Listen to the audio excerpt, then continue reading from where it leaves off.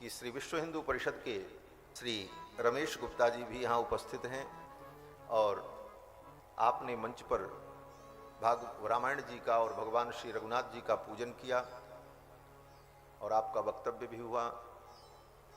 श्री रमेश गुप्ता जी बड़े ही प्रेमी और भागवत हैं। पिछली बार जब फरीदाबाद में हमने कथा की थी तो वहाँ भी पधारे थे और गौ सेवा के लिए बहुत ही समर्पित रहते हैं। गावो विश्वस्य मातरः, गाय विश्व की माँ है और गौ की कृपा से ही फरीदाबाद में गोपाल गौशाला जो है उसके आप अध्यक्ष भी हैं और बहुत ही सुंदर ढंग से गौशाला का संचालन होता है और गौ माता की कृपा का ही परिणाम अयोध्या का रघुवंश है।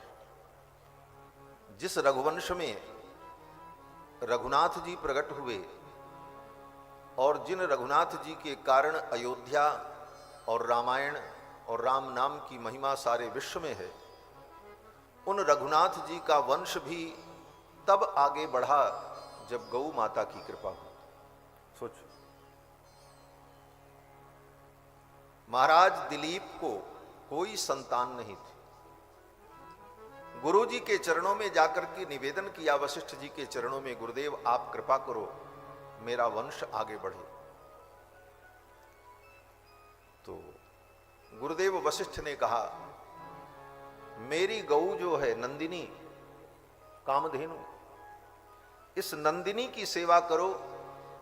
इस गौ की सेवा से आपका वंश बढ़ेगा।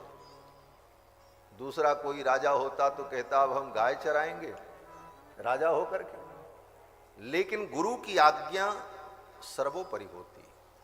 आज्ञा गुरुणाम अविचारणीया। शास्त्र कहता है गुरु की आज्ञा में विचार नहीं करना चाहिए। मातु पिता और प्रभु की वाणी बिनहि विचार करिए शुभ जानी। रामायण में गोस्वामी जी महाराज भी कहते, माता पिता गुरु प्रभु इनकी वाणी पर विचार नहीं करना चाहिए। उन्होंने कह दिया तो आंख बंद करके उस बात को मान लो, इसी में कल्याण। गुरु जी ने कहा गौ की सेवा करो, कामधेनु की, नंदिनी की, वंश चलेगा। और फिर महाराज दिलीप उस नंदिनी की सेवा करने लगे। राजपाट मंत्रियों को सौंप दिया, चलाओ राज्य, हम तो गौ सेवा करेंगे। क्या त्याग था सोचो। और नंगे पांव गाय के पीछे पीछे चलते, वो चरने के लिए जिधर जाती उसके पीछे पीछे चलते, धनुष बाण लेकर।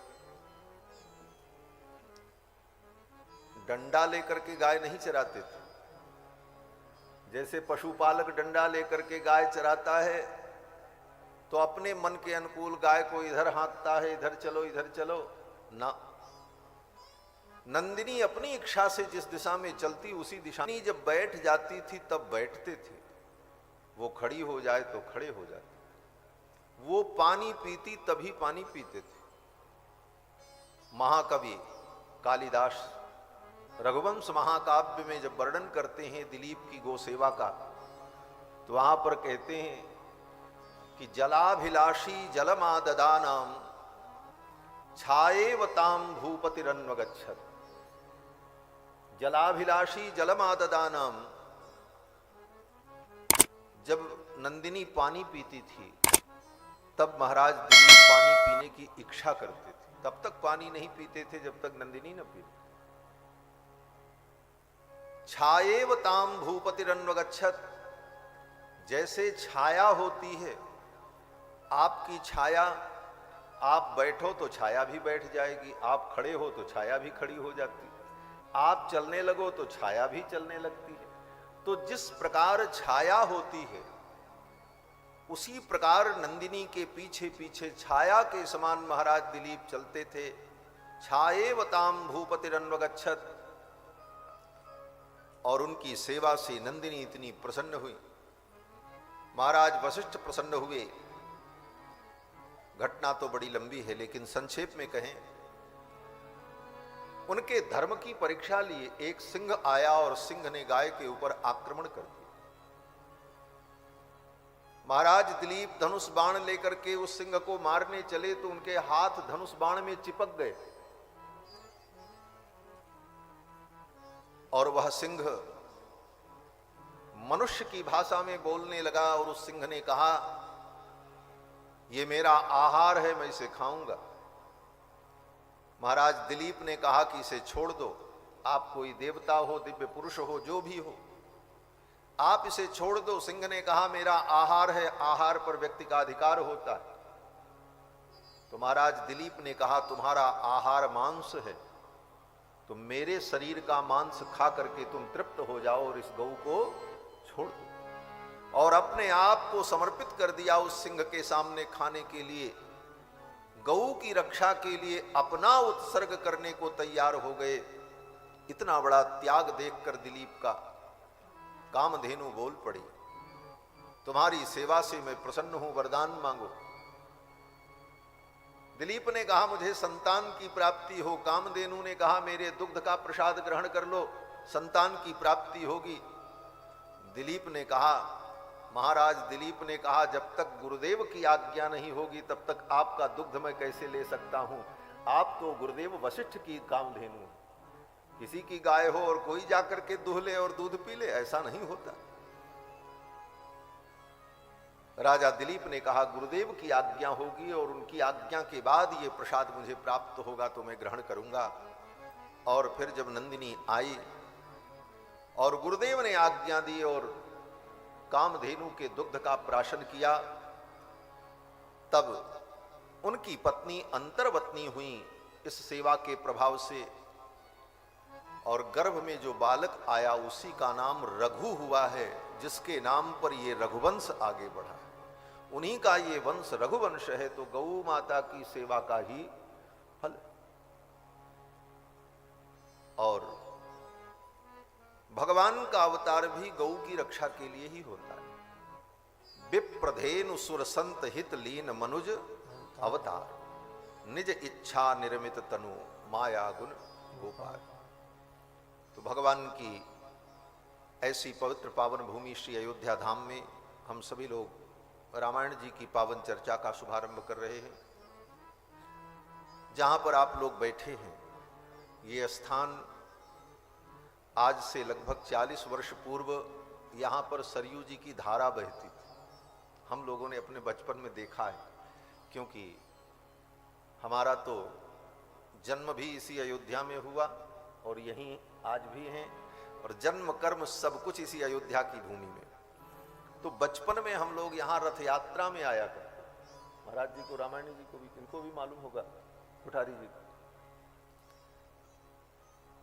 आषाढ़ में जो जगन्नाथ भगवान की रथ यात्रा होती है, तो उस रथ यात्रा के पर्व पर अयोध्या के मंदिर मंदिर से ठाकुर जी रथ में बैठकर यहीं पधारते थे। यहाँ सरयू जी की धारा बहती और सरयू जी के तट तक सब रथ आते थे, और फिर महात्मा लोग सायंकाल खूब सरयू में स्नान करते थे, और फिर स्नान करने के बाद रथ यात्रा लेकर के अपने अपने मंदिर जाते थे। ये परंपरा थी। ऐसी पावन भूमि है। एक प्रकार से आप ये समझो कि सरयू महारानी की गोद में बैठ करके आप राम जी की कथा सुन रहे हो। बोलो श्री सरयू महारानी की जय। और सरयू जी साक्षात भगवान श्री राम का ही दूसरा रूप है।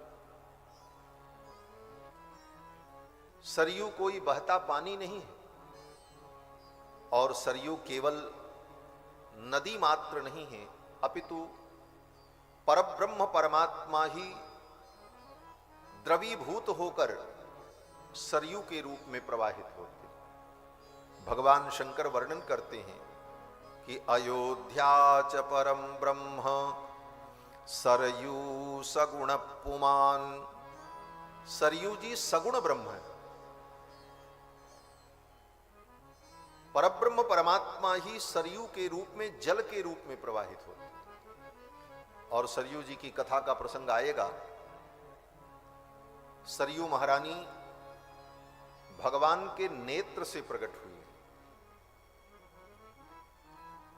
गंगा भगवान के चरणों से प्रकट हुई और सरयू जी भगवान के नेत्र से प्रकट हुई। या स्वयं पद्मनाभस्य नेत्र पद्माद विनिसृता, भगवान पद्मनाभ श्री हरि के नेत्र कमल से सरयू महारानी का प्रादुर्भाव हुआ।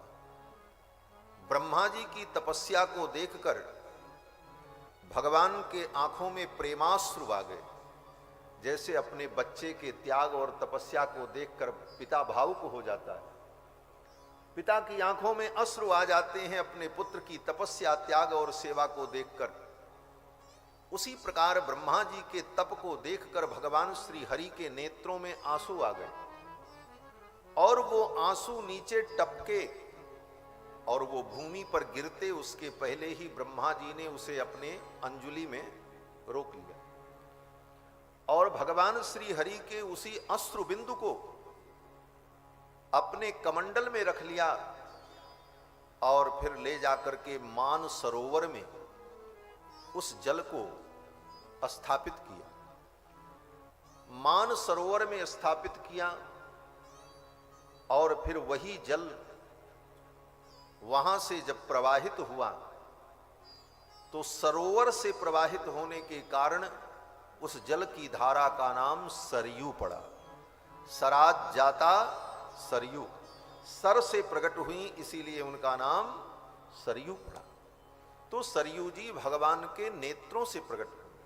या स्वयं पद्मनाभस्य नेत्र पद्माद विनिसृता, भगवान पद्मनाभ के नेत्र कमल से प्रकट होने वाली सरयू जी। और ये भगवान के अंतर का तत्व है। ब्रह्मा जी ने अपने कमंडल के जल से वामन भगवान के चरण को धोया। वो जल कैसा था? बोले बाहर का जल था, आवरण का जल था। प्रकृति के जो 5 तत्व हैं, पृथ्वी जल तेज वायु आकाश,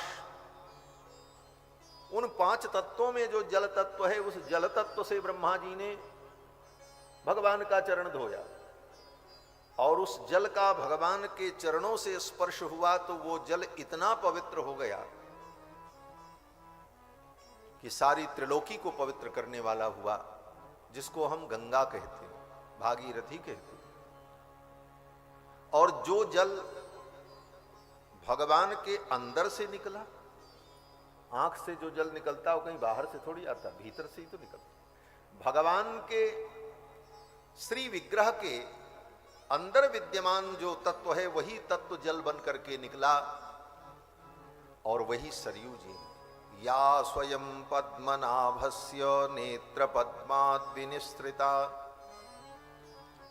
तो सरयू महारानी भगवान का ही स्वरूप है, क्योंकि भगवान के अंदर दूसरा तत्व होता ही नहीं।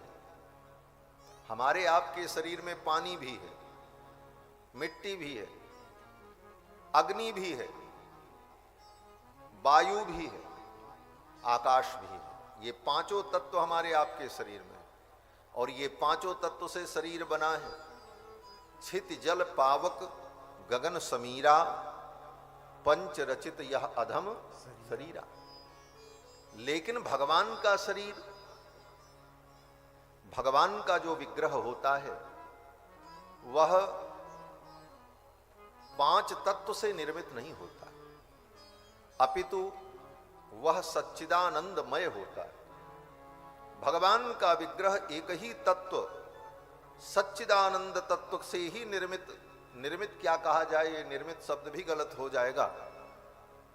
भगवान का जो विग्रह व्यक्त होता है, जो उनका स्वरूप प्रकट होता है, वह स्वरूप सच्चिदानंदमय होता है, उसमें दूसरा कोई तत्व नहीं होता, एक ही तत्व सच्चिदानंदमय। क्योंकि वेदों ने कहा कि आप प्रणखात सुवर्णमयः, जैसे सोने की मूर्ति बना दी जाए तो सोने की मूर्ति में नाक, आंख, कान, पैर, हाथ सब कुछ होगा, लेकिन नाक भी सोना है, आंख भी सोना है, हाथ भी सोना है, पैर भी सोना है। स्वर्ण से बनी हुई उस मूर्ति में सब कुछ स्वर्ण ही है, दूसरा कुछ नहीं है। नाक है, आंख है, हाथ पैर भी दिखेगा, सब है, लेकिन है क्या? बोले वस्तुतः एक ही तत्व है, नख से लेकर शिख पर्यंत स्वर्ण तत्व। उसी प्रकार भगवान का जो विग्रह है, उस विग्रह में जो कुछ है वह सच्चिदानंद तत्व ही है। आप प्रणखात सुवर्णमय, और उन भगवान के अंदर से जो जल तत्व प्रकट हुआ, वो जल तत्व देखने में जल तत्व है, लेकिन वो जल तत्व नहीं है, अपितु वही सच्चिदानंद तत्व है, जिस सच्चिदानंद तत्व से वह विग्रह बना। और वही सच्चिदानंद भगवान है, अर्थात सरयू महारानी क्या है? बोले भगवान का ही जल रूप है। ये सिद्धांत है, भगवान ही जल के रूप में प्रवाहित हो रहे हैं। और ये अयोध्या, बोले ये अयोध्या भी राम जी का ही स्वरूप। अयोध्या च पर ब्रह्म, ये अयोध्या ही परम ब्रह्म का स्वरूप है। अवध धाम की रजकणिका पर अमित ब्रह्म विश्राम, अयोध्या धाम की एक एक रजकणिका पर ब्रह्म का निवास है। ये अयोध्या धाम ही ब्रह्म का स्वरूप है। आप अयोध्या में आ गए तो समझो राम जी की गोद में आप बैठे। सरयू में स्नान किया तो समझो राम जी की गोद में आप स्नान कर रहे हैं। ये सरयू और अयोध्या, ये दोनों भगवान का ही स्वरूप है। अयोध्या च पर ब्रह्म सरयू सगुण पुमान। और इस अयोध्या में आकर के जो बस गया, निवास करने लगा, वो कौन है? तो भगवान शंकर कहते हैं कि तन निवासी जगन्नाथ। जो अयोध्या में वास करता है वो जगन्नाथ का स्वरूप हो जाता है। अयोध्या वासी का दर्शन कर लो तो समझो जगन्नाथ भगवान का दर्शन हो गया। भगवान शंकर कहते हैं कि अयोध्यावासिनः सर्वे जगन्नाथस्य मूर्तयः। अयोध्यावासिनः सर्वे, जो अयोध्यावासी हैं वो जगन्नाथ के स्वरूप हो जाते। आप कहोगे महाराज आप अयोध्यावासी हो इसलिए अयोध्या कितनी, अरे आप भी अयोध्यावासी हो, आ गए अयोध्या में ही तो वास कर रहे हो। चाहे एक क्षण अयोध्या वास करो, चाहे आप एक वर्ष वास करो, चाहे शताब्दियों तक आप रहो, अगर एक क्षण भी आपने अयोध्या वास कर लिया तो आपका जीवन धन्य है। एक घड़ी ओ कहते हैं कोटि कल्प काशी बसे, मथुरा कल्प हजार, और एक निमिष सरयू बसे तुले न तुलसीदास। गोस्वामी तुलसीदास जी महाराज अयोध्या की महिमा का वर्णन करते हैं तो कहते हैं करोड़ों कल्प काशी वास करो, मथुरा कल्प हजार, 1000 कल्प तक मथुरा में वास करो, और एक क्षण, एक निमिष पलक झपकते अगर आप सरयू के तट पर अयोध्या में वास कर लेते हो तो उसकी कोई तुलना नहीं कर सकता। और आप 9 दिन यहां अयोध्या वास करो। सब तो नहीं करेंगे, हमको लगता ही है, सब आने जाने वाले हैं, लेकिन फिर भी आप जितनी देर अयोध्या के वातावरण में हैं ये आपका परम पुण्य है। तो ऐसी पुण्य सलीला भगवती सरयू के पावन गोद में बैठकर मानो, और अयोध्या धाम में राम जी की गोद में बैठकर ये राम कथा सुनने सुनाने का सुंदर सुअवसर है। रामायण, ये रामायण ही समस्त काव्यों का बीज है। इस धरती पर सबसे पहले कोई काव्य बना तो वो काव्य कौन है? बोले रामायण। रामायण के पहले इस धरती पर कोई काव्य नहीं था। 4 वेद थे, ऋग्वेद, यजुर्वेद, सामवेद, अथर्ववेद, लेकिन कोई काव्य नहीं था। प्रथम काव्य रामायण काव्य है, इसीलिए इसको आदि काव्य कहा जाता। रामायण के हर अध्याय के हर सर्ग के अंत में यही लिखा रहता है, स्वस्ति श्री आर्षे श्रीमद रामायणे आदि काव्ये बालकांडे प्रथम सर्गः, ऐसा द्वितीय सर्गः इत्यादि। तो आदि काव्य, प्रथम काव्य, और इस काव्य के लेखक रचनाकार महर्षि वाल्मीकि आदि कवि हैं। ये आदि कवि की उपाधि वाल्मीकि जी को ही प्राप्त हुई, उसके पहले कोई कवि नहीं था इस धरती पर। और कितनी अद्भुत बात है, इस धरती पर पहला काव्य अगर प्रकट भी हुआ तो किसी नायक नायिका के चरित्र का वर्णन करने के लिए नहीं, किसी राजा रानी की कहानी का वर्णन करने के लिए नहीं, अपितु परब्रह्म परमात्मा भगवान रघुनंदन के चरित्र का वर्णन करने के लिए काव्य का प्रादुर्भाव।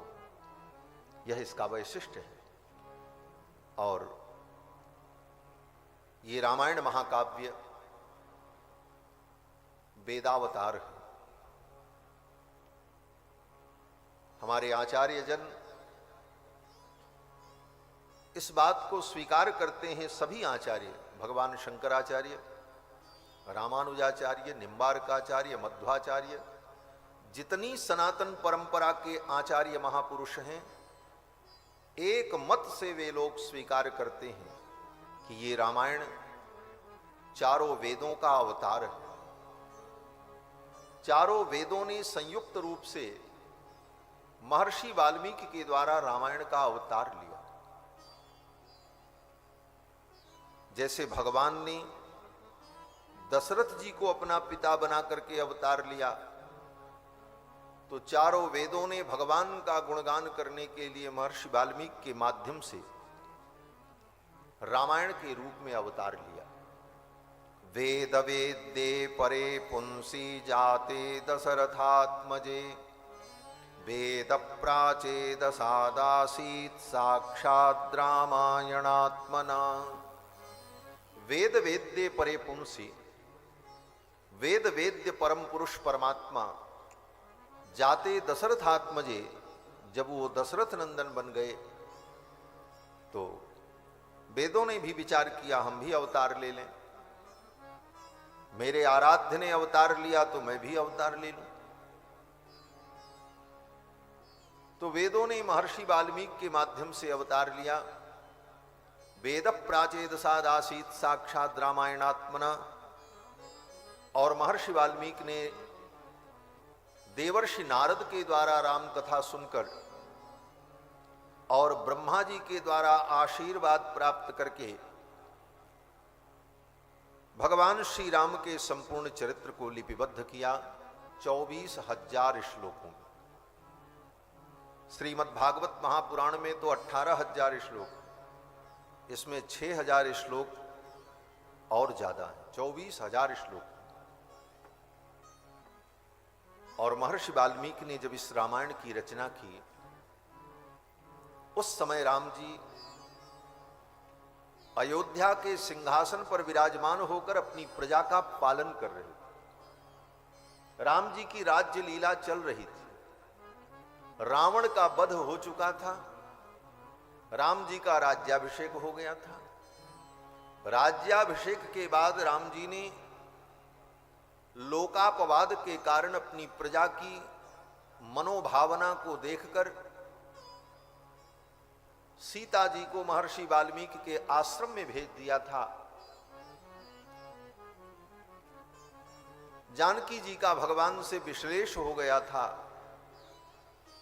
उस समय जानकी जी महर्षि वाल्मीकि के आश्रम में थीं और उसी समय महर्षि वाल्मीकि ने इस रामायण की रचना की। और समय आने पर इस रामायण को स्वयं राम जी ने सुना है।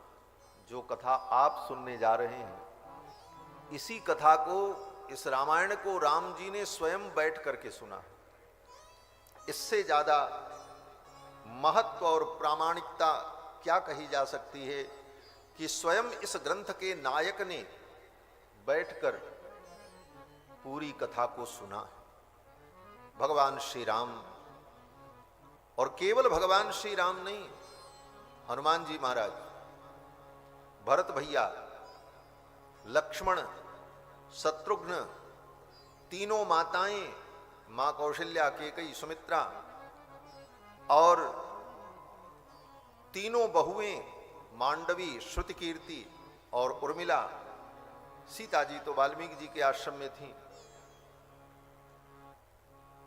इन सब ने बैठकर और संपूर्ण अयोध्या की प्रजा, 8 मंत्री राम जी के, गुरुदेव वशिष्ठ, वामदेव, जाबाली, मार्कंडेय, कात्यायन, ये सभी महामहर्षि बैठकर इस कथा को सुनते।